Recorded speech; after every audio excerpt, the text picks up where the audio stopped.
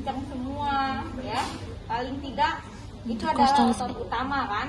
Nah, itu harus relax. Salah satunya kita kasih massage ya. Ini kalau taruh di minyak taruh oil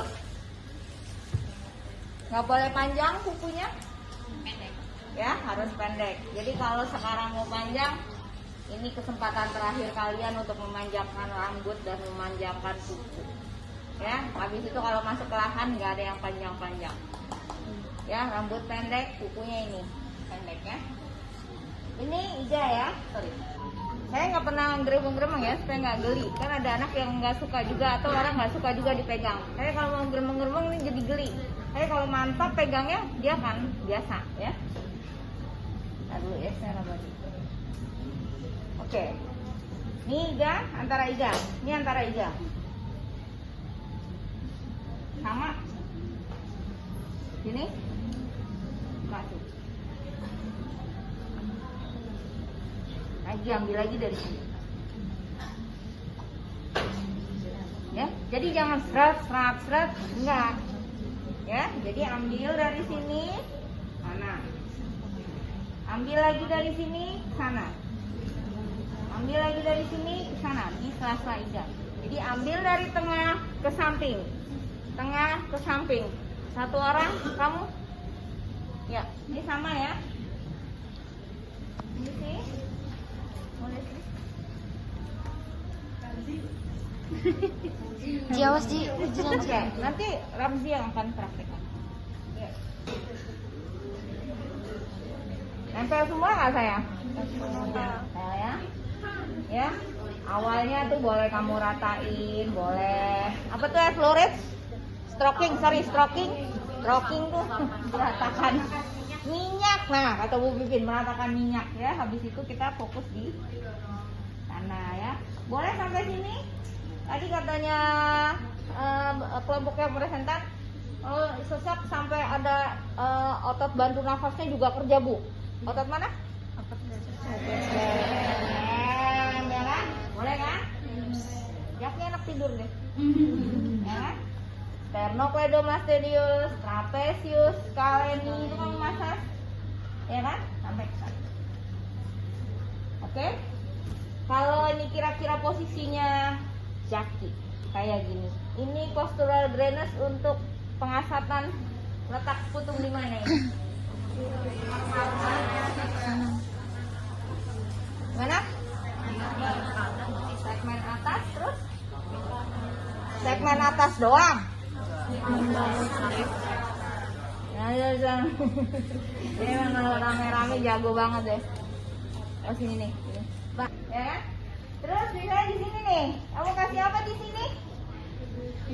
Vibrasi. Kapan vibrasi dikerjakan? Expirasi. Gimana caranya? Yang bergerak adalah pergelangan tangan, ya. Yang bergerak pergelangan tangan. Tuh ya. Taunya dia expirasi dari mana? Dari gerakannya kan, ya kita tahu kapan ngembusnya. Apa kita mesti intipin dulu kan?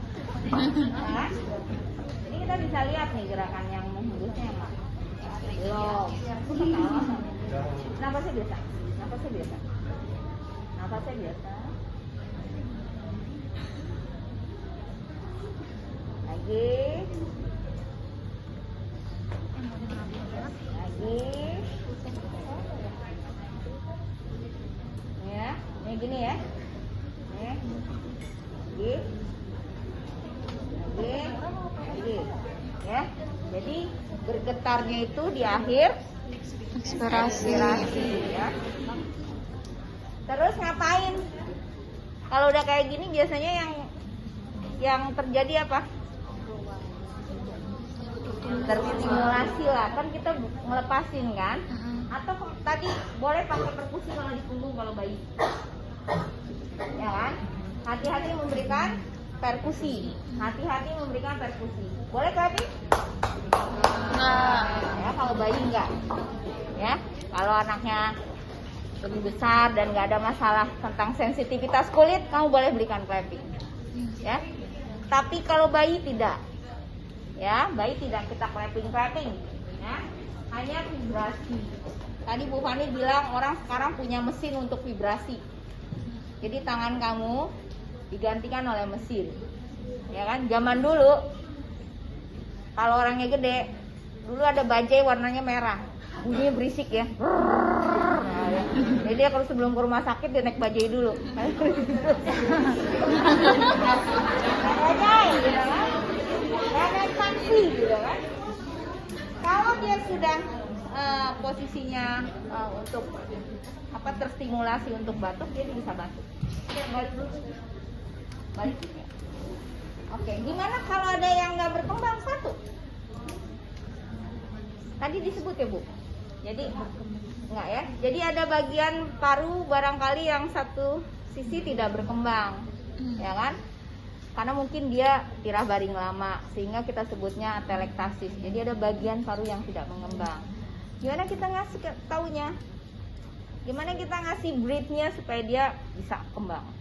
Gitu kan? Misalnya bagian sini yang nggak berkembang, ya, paru-paru kanan. Napasnya biasa? Napasnya biasa aja. Oke, begitu Jaki niup habis, saya akan kasih recoil. Ya, jangan ditekan terus karena itu seperti pen.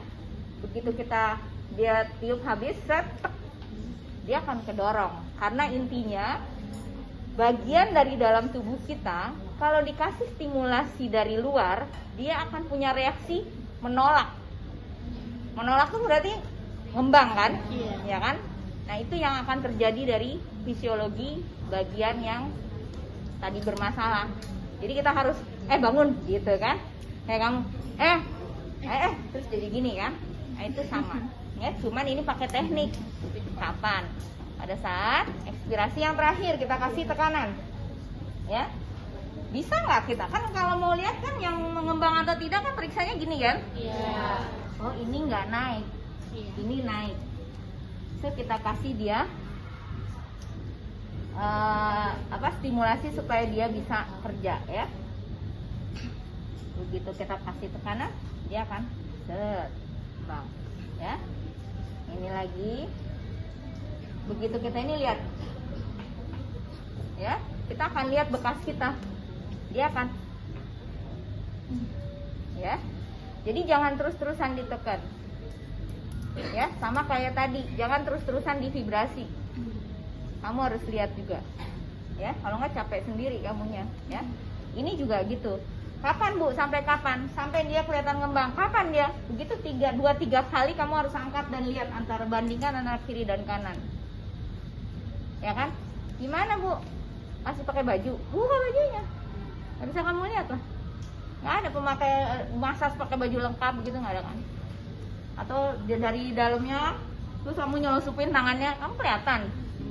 Enggak kan? Ya, jangan kayak gitu ya. Jadi itu yang kita informasikan bagaimana tuh paru-paru yang diam bisa naik ya, bisa ngembang. Kita sih sebenarnya santai aja ya. Ini recoil, ini recoil, ini recoil ya. Ya, yang kerja ini aja ya. Kalau tadi ini ya, kamu terasa nggak? Ya, terasa ya. Jadi nanti kasih tahu teman-temannya. Nah, ini ya, begitu dia respirasi. Ini recoil ya, seperti per gitu ya. Ada lagi mungkin di posisi ini mungkin satu paket. Jadi udah massage, kasih positioning, bukan positioning, postural drainage, vibrasi, batuk, suction bisa nggak? Coba ke sini, ya. Nah, ini karena kita ada di sini ya. Ini posisi suction. Oke. Ini kita duduk ya. Kepalanya nih harus fleksi, ya kan?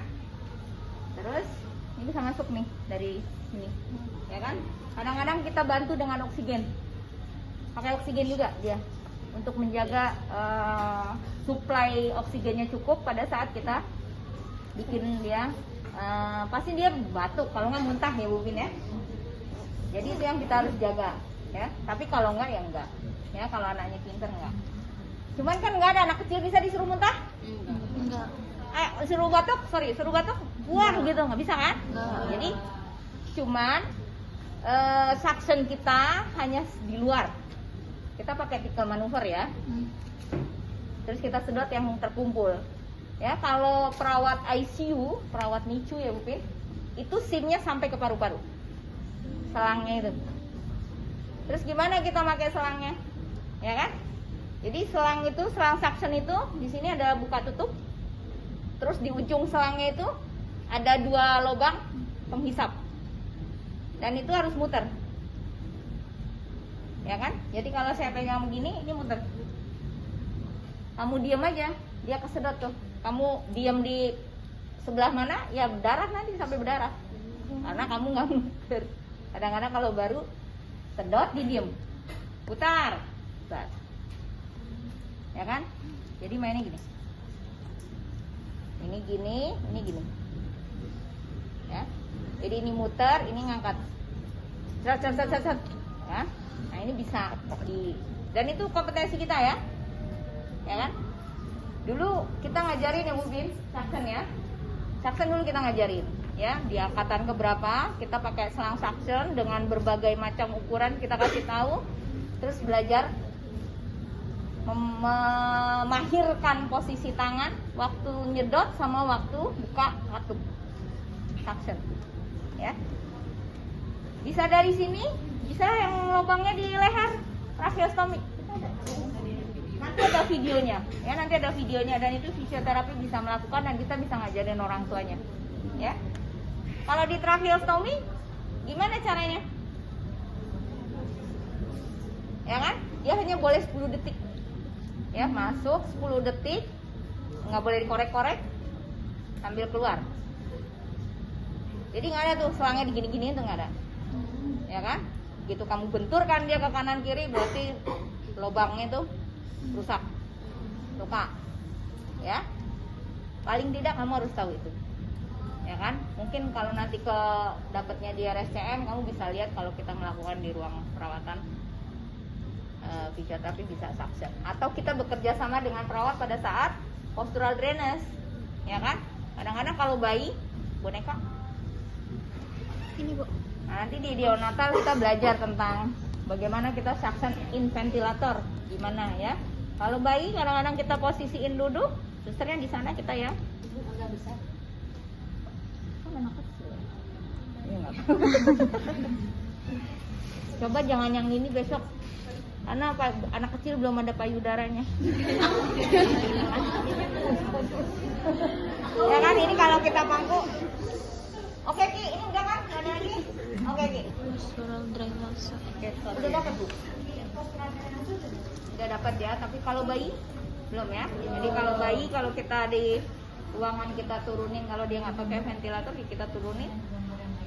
Susternya di situ pegang suction, kita yang atur, ya kan? Dan kita pakai feel ya. Jadi ada bunyi seperti bunyi air, nah itu putung. Jadi kalau kamu punya mata kaki, berikutnya kamu mahir, kamu punya mata di tangan, ya kan? Dan ini aset kamu yang sebenarnya nggak tergantikan oleh robot. Kalau robot kan nggak feel, nggak feeling kulitnya, nggak feeling gerakannya kan. Tapi kalau kamu semakin mahir, kamu semakin bisa menentukan ya ini ada sekutunya, ya ini kosong, ini habis, ini banyak, ini kental banget, ini apa mungkin kalau banyak banget sampai tak teraba, ya. Jadi itu putung beku, diem, ya kan? Jadi kamu mungkin inhalasi dulu deh, ya. Kamu jangan paksakan orang baru datang, ayo kita keluarin, enggak. Mungkin kamu inhalasi dulu. Nanti kita tanya, saya inhalasi jam berapa? Gerak dada tidak sih? Hah? Gerak dada tidak sih? Ya, jadi gerak dadanya juga nggak ada ya, jadi nggak supel. Nah, itu bisa jadi karena sputumnya retainnya banyak, ya sampai dia menghalangi gerakan dada. Jadi kalau kita kolaboratif, sama perawat ya kita bisa ambil posisinya. Kamu mau ambil posisi gimana?